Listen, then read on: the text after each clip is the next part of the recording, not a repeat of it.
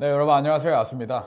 오늘은 플렉서블 다이어트에 대해서 간략하게 알아보고 그간 플렉서블 다이어트에 관해서 저한테 해주신 그런 질문들에 대해 답을 해드리는 그런 시간을 갖도록 하겠습니다. 일단 플렉서블 다이어트는 현재 지금 피트니스 선진국에서는 주류 다이어트로 자리 잡은 다이어트 방법이에요. 이 플렉서블 다이어트가 인기를 끌 수 있었던 이유는 음식의 종류를 제한하지 않고 양을 제한하는 것이기 때문에 훨씬 일상이랑 병행이 가능하고 더 지속적인 다이어트가 가능하다는 장점이 있어요. 그래서 이제 플렉서블 다이어트가 주류 다이어트로 자리를 잡았고요. 플렉서블 다이어트는 이제 어떻게 하는 거냐면 이제 본인이 하루에 소모하는 칼로리를 구한 다음에 그것보다 적게 먹게 되면 살이 빠지고 그거랑 동일하게 먹으면 체중이 유지되고 그리고 그것보다 많이 먹으면 체중이 늘어나는 그런 원리에 입각해서 하는 다이어트 방법이에요. 이 과정에서 어떤 음식을 먹어야 된다는 그런 제한이 없고 그냥 자기가 칼로리만 맞추면 되는 그런 다이어트 방법이라고 생각하시면 될 것 같습니다. 자, 그러면 지금부터 이렇게 질문에 대해서 하나씩 답변을 해드리도록 할게요.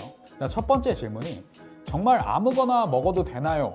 라는 질문인데 네, 일단 이론상으로는 아무거나 먹어도 상관이 없어요. 근데 확실한 건 훨씬 건강한 음식이 있고 그렇지 않은 설탕이나 정크푸드가 있죠. 물론 건강한 음식을 먹었을 때 훨씬 건강상의 이점도 있고 그리고 다이어트에 도움도 많이 돼요. 다이어트에 도움이 된다는 것은 그런 음식 대부분이 부피에 비해서 적은 칼로리를 갖고 있기 때문에 먹었을 때 포만감이 상대적으로 높아서 적은 칼로리로 배부르게 먹을 수 있기 때문에 그런 의미에서 이제 다이어트에 도움이 된다는 건데 근데 그 말이 우리가 그 음식들만 먹어야 된다는 뜻은 절대 아니에요. 예를 들어서 내가 클린한 음식을 일주일 내내 먹고 더 이상 견딜 수가 없어서 폭식을 한번 했어요. 차라리 내가 좋아하는 것을 적당히 섞어서 먹으면서 다이어트를 더 길게 가져가는 것이 훨씬 장기적으로 봤을 때 다이어트에 성공할 확률이 높고 어떻게 보면 더 건강하다고 할 수 있겠죠.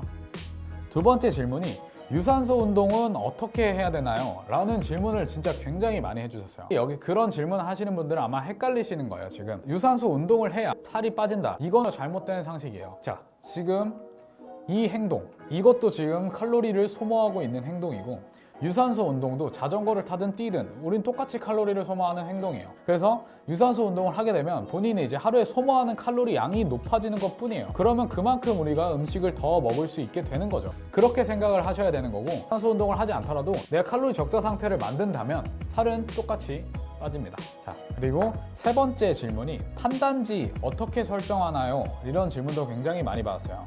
사실 이제 제가 그런 질문을 받을 때마다 여러분들한테 그거 일단 신경 쓰지 마시고 칼로리랑 단백질을 먼저 신경을 써주세요. 이렇게 얘기를 하는 이유는 탄단지를 다 맞추면 물론 좋죠. 물론 좋지만 그렇지 않고 칼로리랑 단백질만 맞추는 경우와 비교를 했을 때 결과에 있어서 그렇게 큰 차이가 없어요. 하지만 탄단지를 다 맞추게 되면 훨씬 더 많은 노력이 들어가요. 이 다이어트를 하는 데 있어서. 근데 이 다이어트 취지 자체가 다이어트에 들어가는 노력을 최소화시켜서 일상이랑 병행 가능하게 만든 다음에 더 길게 하자는 데 있기 때문에 그렇기 때문에 제가 이렇게 말씀을 드리는 거예요. 근데 만약에 여러분들이 탄수화물을 적게 먹고 지방을 많이 먹었을 때 수행 능력이 많이 떨어지는 것 같다. 그러면은 탄수화물을 늘려주시면 되고 만약에 나는 그냥 내가 탄수화물을 얼마 먹든지 상관없이 운동을 똑같이 퍼포먼스가 나온다. 그러면은 칼로리랑 단백질만 맞춰주시면 될 것 같아요.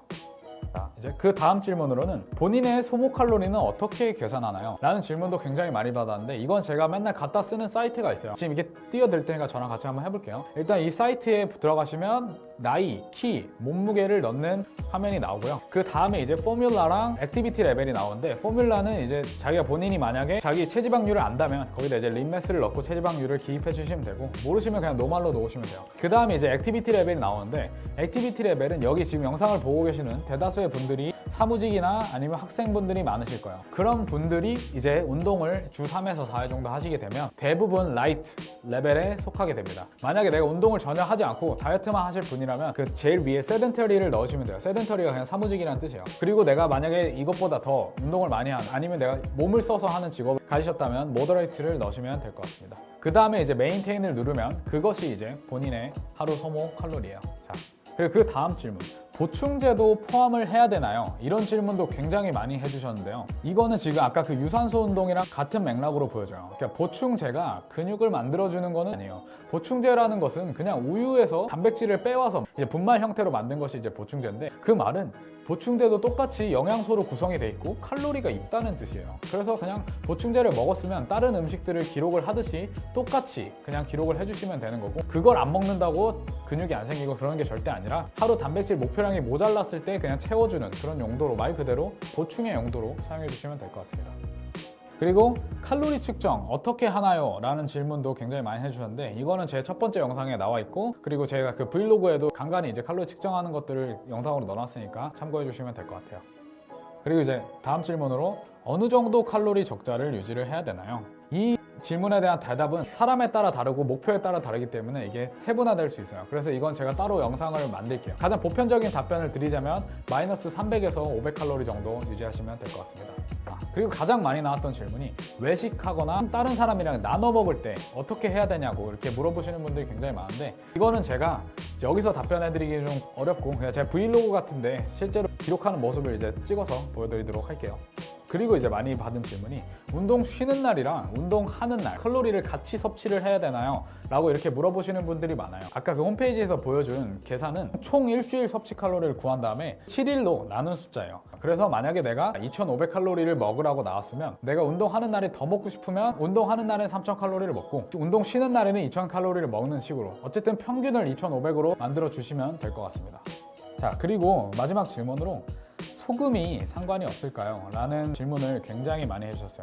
사실 소금은 대표적으로 오해를 많이 하는 영양소 중에 하나예요. 보통 이제 선수들이 대회를 앞두고 한 일주일이나 한 4일 정도 전부터 이제 소금을 제한해서 체내에 있는 수분을 조절해서 무대에 있을 때 최상의 몸을 만들기 위해서 염분 조절이라는 걸 하는데, 여기서 이제 와전돼서 염분 조절을 하면 그 몸이 좋아진다 이렇게 알게 되는 경우도 많고, 그리고 이제 우리가 소금을 많이 먹게 되면 몸에 이제 물을 많이 붙잡아두기 때문에 그래서 체중이 올라가죠. 그래서 그것 때문에 이제 살이 쪘다고 생각하는 경우가 많은데, 그거는 그냥 물이에요. 물을 잡아둬서 체중이 올라간 것이지 절대 살이 쪄서 그런 것이 아니에요.